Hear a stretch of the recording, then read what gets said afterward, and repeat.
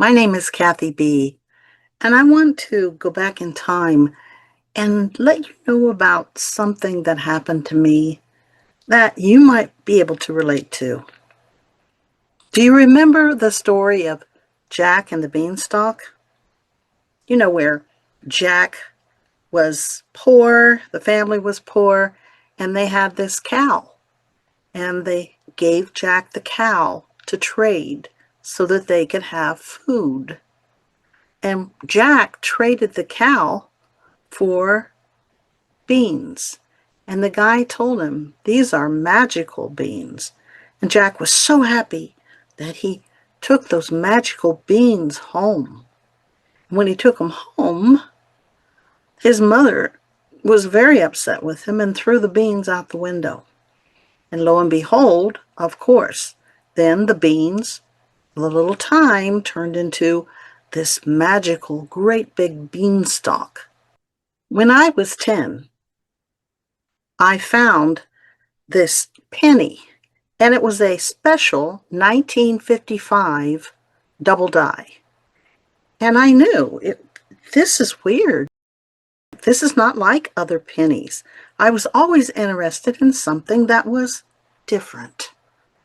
So I showed my mom this penny, and she said, "Well, it is different." She said, "Go across the street and ask our neighbor across the street, because he is always involved in trades, and he collects coins, he collects all kind of stuff, so he's a collector. Go across the street and show him what you found and ask him what the value is." So I went across the street all excited, and I showed him this penny, and he looked it over, checking it out, and he said, "Yeah, it's not worth anything." And my hopes were kind of, let down. He says, "However, I don't want you to feel bad. I'll trade you."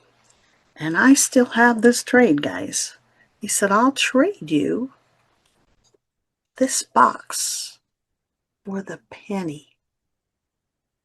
And he says, "It's not just any box.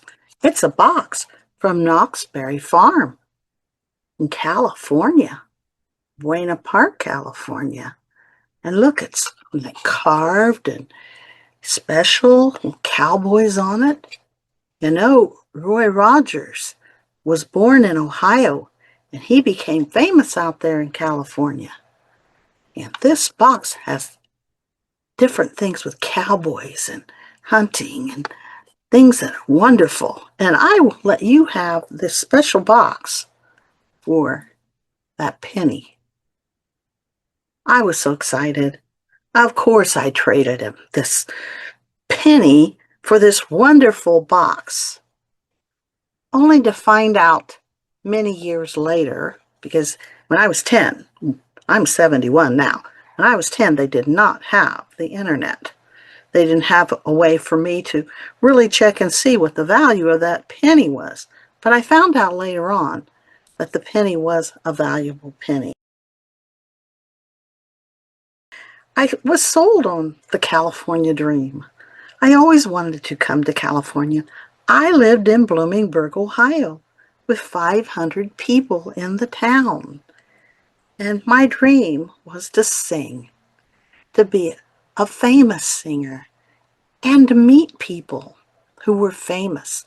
And they had famous people in California. So that was part of what I dreamed about. For a long time, I was wondering, did I make a mistake? Because I did feel like, yeah, it's kind of foolish, because the penny was valuable and I have this box. Sometimes value doesn't show up right away. And sometimes, just like it was with Jack and the Beanstalk, that old fable, the value showed up later.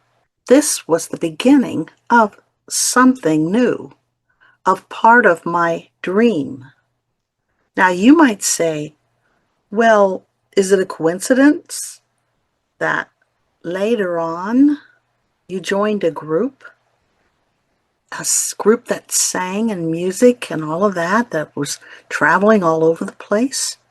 And before you left, your mother gave you the poem Footprints in the Sand, and it was said anonymous. Because it was so beautiful, and it became my favorite, one of my favorite poems. But as I went to truck stops, what did I see? Footprints in the Sand poems hanging up on the walls, being sold, and with the name anonymous. I told my mother, I said, I would love to meet the person who wrote Footprints in the Sand. Many years later, I was able to land in California and sing at a place called the Palomino in North Hollywood. After my performance, a lady came to me and she said, I love what you're doing. I want to invite you to my home for a spaghetti dinner. And at that time, having a nice spaghetti dinner, a home-cooked meal, that was so important for somebody who'd been out on the road. And of course I said yes. Now here's the tie-in with Jack and the Beanstalk. Of course he climbed the beanstalk and there was treasures, but there was a giant up there that was blocking everything. And Jack had to outsmart that giant so that he could have the treasures that he needed. And so that trade that he made actually was very valuable. Well, lo and behold, this box from Knott's Ferry Farm was in Buena Park. My friend who I met, her name is Mary Stevenson, who I later found out that night was the author of the poem Footprints in the Sand. She lived in, at the time, Buena Park. Yes, not too far from Knott's Berry Farm. I showed her this box that I kept since I was 10 years old, because I carried it with me. And that was my trade for something different that I had, the 1955 double die penny traded for this box. A reminder of my dream is to fund the documentary about Footprints in the Sand and meeting my friend Mary Stevenson and how we met. And I call it Footsteps My Journey. This box is a part of Footsteps My Journey. And later on, you could be a part of what we're doing as well, because this is going to be part of the funding. We are going to auction the box off to help fund the Footsteps My Journey documentary. We're going to be shooting this in the fall. So right now, we're looking for people who would like to be a part of this. Remember this. This wasn't just a trade. This was the beginning of something bigger. This was the beginning, all those years ago, of my dream and the journey to fulfill this dream. Dreamers out there, don't let go of your dreams. You never know when you're going to make a trade that's part of your dreams. Has there ever been a moment in your life when something small ended up being everything?